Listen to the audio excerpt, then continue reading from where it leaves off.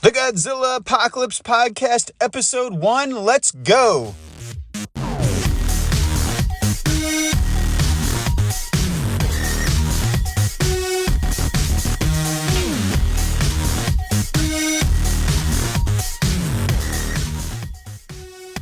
Welcome to the Godzilla Apocalypse Podcast. My name is Bill Seng, and I'm the host of the Godzilla Apocalypse Podcast. And what this podcast is all about, it's about talking about my experiences as a Godzilla fan with the movies and talking to other people that are fans of the series of the Godzilla movies and just the kaiju genre in general, and probably slip in some other movies here and there as well that are either related or that I see as related or that have some sort of connection to the Godzilla series. So those are the sorts of things we're going to be talking about inside of the Godzilla Apocalypse Podcast. And today, what I want to talk about as kind of a launching episode is, generally speaking, what my experience entering into Godzilla fandom was like. I was very young, and I got a question for you to start things off. What was the first Godzilla movie you ever saw?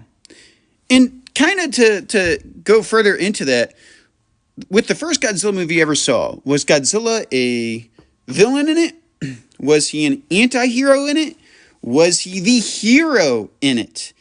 And out of curiosity, how did that shape your perspective of Godzilla? Have you always seen him as being a force of nature? Have you always seen him being a villain, and that bringing him into heroism was kind of something that put you off? Or did you see him as a hero from the get-go when you were introduced to him as a villain, that you thought that there was something wrong? Or did you come into, like, say, the Heisei series, where in the Heisei series, he's very much not a villain and not a hero. He's the anti-hero, and he's really just a force of nature in that. And did you get introduced to Godzilla fandom through, say, the Heisei series, where he is very much an anti-hero, neither good nor bad? And I'd like to dive into that first, because I don't know what the first Godzilla movie was that I ever saw. I know that it was one of a couple of different movies. It was either Godzilla vs. Megalon, Godzilla vs. Monster Zero, Terror of Mechagodzilla, or Mothra vs. Godzilla. I don't know which one it was particularly, but it very much has shaped. I'm guessing it's probably one of the first three, either Godzilla vs. Megalon, Godzilla vs. Monster Zero, or Terror of Mechagodzilla.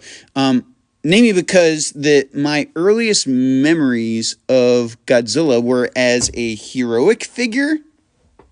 And I know that when I saw Mothra vs. Godzilla, I was kind of confused about that. Like, why on earth would they set up a movie where Godzilla is going to lose to Mothra?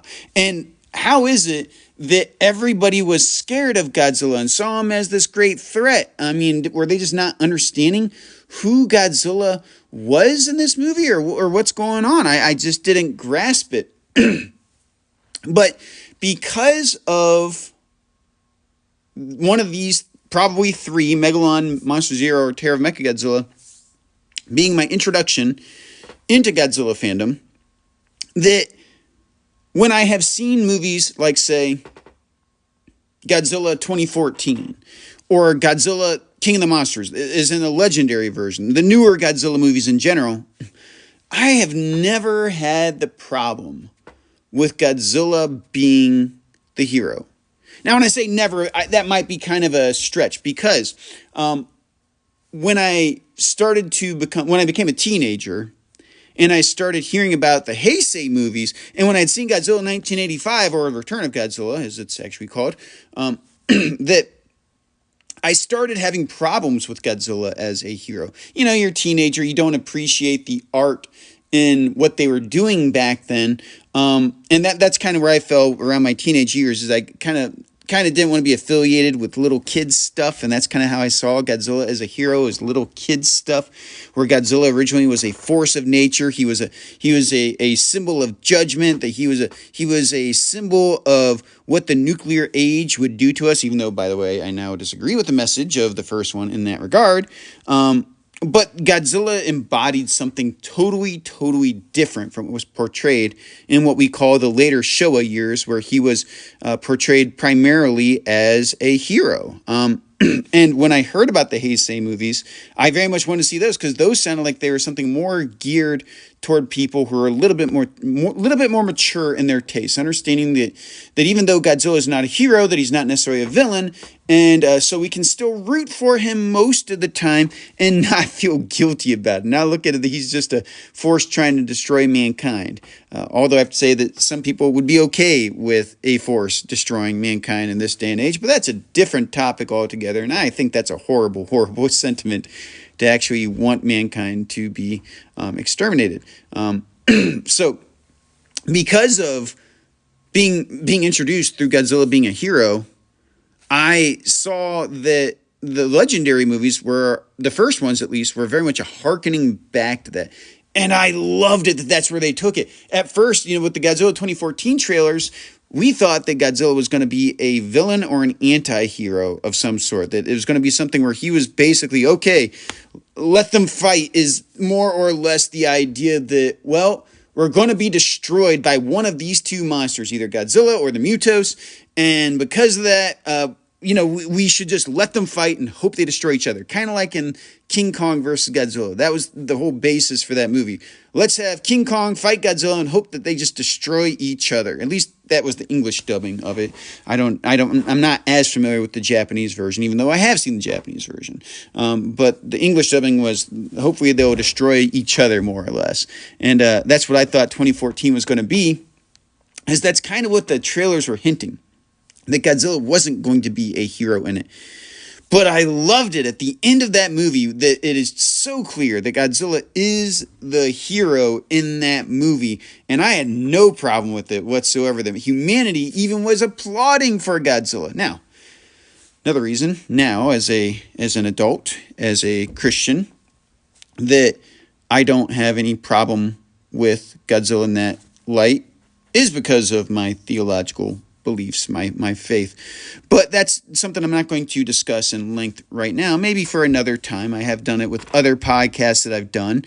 But right now, I want this purely to be entertaining for you and to kind of get you thinking about these questions a little bit. What was the first Godzilla movie that you ever saw? And how did that shape your perspective on the whole Godzilla series? And I remember that, like I said, the way that it affected me is when I did see Mothra versus Godzilla. I was, that instantly was not one of my favorites. That instantly was one that I abhorred. Later on, I came around and I ended up liking it. But instantly, when I saw Godzilla lose to the stupid, well, not to the moth, he killed the moth, but then to lose to these stupid worm things that spat out silk and wrapped him up and dropped him into the sea, I didn't like that one bit. I didn't understand what was going on. I didn't understand the message of the movie. And I just thought that it was ridiculous that Godzilla could lose to these little worm things, these caterpillars that were Mothra larvae. Now, I have to say, ever since that I have taken different perspectives on the losses of Godzilla. For instance, in King Kong vs. Godzilla, I've come to grips with the idea that in King Kong vs. Godzilla, Godzilla definitively loses against King Kong in King Kong vs. Godzilla. But also that this is art. That this is something where you can't always have the most powerful be the victor. Godzilla was clearly more powerful than Kong in that one. But Kong won. Why? Because it made it interesting. It completed the story arc. Same thing with Mothra versus Godzilla, that it completed the story arc. I didn't come to really understand that till later on, but at the same token that I was not a fan back when I was a kid. I like Godzilla vs. Megalon, where he is doing big-time wrestling moves to these two villainous creatures that are laughing and clapping and jeering on Godzilla and his friend Jet Jaguar. Yes, Godzilla has a friend in that one, Jet Jaguar, a giant robot man that can grow for seemingly no reason. And also, Godzilla vs. Monster Zero. I love seeing Godzilla fight this villainous three-headed monster with yet another monster friend, Rodan, who is probably my number 2 kaiju. He's probably my second favorite kaiju in the Godzilla series. I think he's, and I know not everybody's a fan of Rodan. I love Rodan. Not the movie. The movie I thought was way overrated. The movie Rodan, way overrated, but Godzilla vs. Monster Zero, I thought, as a child especially, was a masterpiece. And I've come around to really liking it again as time has gone on, appreciating some of the cheesy elements as well as the story in general of the invasion of people from outer space. And I still have the original videotape, the VHS of Godzilla vs. Monster Zero, that I watched when I was a child. I don't know if it plays anymore. It's been a while since I've had a VHS player to try it out on. And even if I did have a VHS player, I don't know that I would. But Godzilla vs. Monster Zero is a classic. I love that for the sake. And then there's Terror of Mechagodzilla. I don't know wholeheartedly what my impressions of Terror of Mechagodzilla were. I think that I liked it a lot. There was a long lull between the time that I was a child and saw Terror of Mechagodzilla, like I'm talking about like 4 or 5 years old, to the next time that I saw it after that. In fact, I don't think it was until TNT did their Godzilla Fest in the early 90s where I got to see Terror of Mechagodzilla again and got to really appreciate it and love it again. Oh man, seeing that, especially with the intro video that they had for it where they played Go Go Godzilla, or what is the Blue Oyster Cult song called? I think it's Go Go Godzilla. It was just absolutely amazing. I loved it on every level. And I remember one time waking up early in the morning, because it was part of a Godzilla marathon that TNT would do, getting up early in the morning and seeing that they were playing Terror of Mechagodzilla. And again, just an all-time favorite of mine. It'll forever be in the top 10 of Godzilla movies unless they come out with some really, really good Godzilla movies, which they have. But still, very few being able to top Terror of Mechagodzilla in my mind. And I think that part of it is because I've always been a dinosaur guy, though, too. Always liked, dinosaurs like Pterodactyl and Tyrannosaurus. And as a result of that, it's nice to seeing a creature like that being the good guy in a movie. And so this really built a connection between me and the character, being able to see a dinosaurish figure be the hero in a movie, where most dinosaur movies, the dinosaurs are sort of just animals, or they are actively trying to eat everybody. And seeing Godzilla as being a character that's like a dinosaur, and he's just not ravenous. He's not just trying to kill everybody. I liked that. I enjoyed that. And it put him on par very much with Superman in terms of his feel and his nature. And I very much enjoyed that. So it's kind of a superhero dinosaur sort of feel that I very much appreciated. Which takes me now to the first time ever that I saw the original Godzilla King of the Monsters. Not the one made in 2019, but the old black and white one with Raymond Burr portraying Stephen Martin. And so we're talking the Americanized version of Gojira. So Godzilla King of the Monsters. And I didn't know what to think about that movie the first time I saw it. I remember it was over at my cousin's home, and they told me and my brothers about Godzilla King of the Monsters. So it was intriguing. They said it was in black and white. They said they killed Godzilla in it. And I was like, what? That doesn't make any sense. So we watch it. And my first impression was, why is Godzilla attacking these people? Did they do something wrong to him?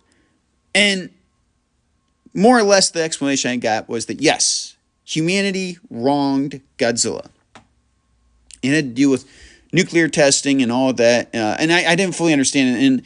And the other explanation was that humanity created Godzilla. And again, that's through the nuclear testing and so forth. I didn't grasp that. When I heard created, I thought they meant like in a laboratory or something like that, kind of like a Frankenstein's sort of monster. And so I was very, very conflicted about Godzilla King of the Monsters back then.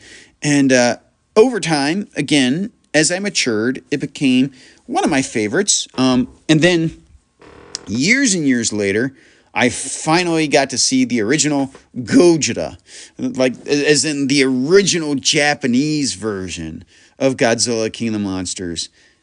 And by that time, I was ripe. I saw that at just the right time.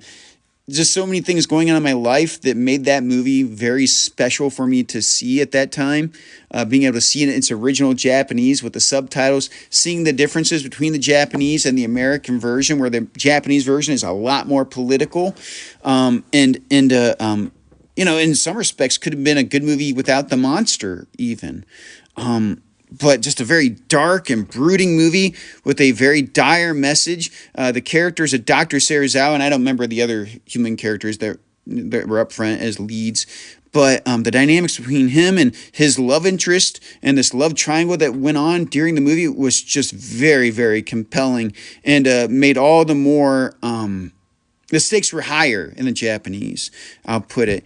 And to see Serizawa and his just tragic character have to sacrifice himself at the end, knowing that this woman that he loved, that he was betrothed to get married to, just wasn't going to get married to him, that she was in love with somebody else, and to see him sacrifice his own life in this tragic way of knowing that essentially that there wasn't anything left for him to live for in this life, and to see that if he continued to live, then his weapon would fall into the oxygen destroyer, the secret weapon he developed, would fall into the hands of the government and into the military and become a destructive force in humanity. That it left him no other option but to give his life for the sake of destroying the monster and saving the world, essentially. Masterpiece of a movie, but it was hard for me to come around watching Godzilla King of the Monsters as being a regular movie that I would watch, because it's just hard to see Godzilla, and that's something that's hung around with a lot of fans. It's hard to see Godzilla die in a movie. Nobody likes seeing Godzilla die in a Godzilla movie. So when you see a movie like Godzilla -1, they have to give you that little nod that Godzilla's not dead in this one. That it looks like he's dead, but he's really not dead. And I think that the ending of Godzilla -1 would have been just as good had they just said, "Yep, Godzilla's dead. How about them apples?" and just left it at that. But they didn't. They wanted fans to know, hey, we still do have plans for Godzilla in the future. And I think that was a wise move, even though it was kind of just a nod to the fans, say, hey, we're thinking about you. We want you to know we care about your thoughts, and we want you to continue to see Godzilla movies, knowing that we're not just going to kill them off in every single movie that we make. And I appreciated that very much. So that's pretty much what I have for the first episode of the Godzilla Apocalypse podcast. Let me know what you think. Tell me what was the first Godzilla movie that you ever saw, and how did that movie shape sort of your idea about who Godzilla is as a character, and how you viewed the other movies? Like, how'd you view Godzilla as a villain? How'd you view Godzilla as a hero? How did you view Godzilla as an anti-hero? And which series was the best too? But primarily, what was the first Godzilla movie that you ever saw? And just leave that in the comments below. And like I said, this is the end of the first episode of the Godzilla Apocalypse podcast. The end is here.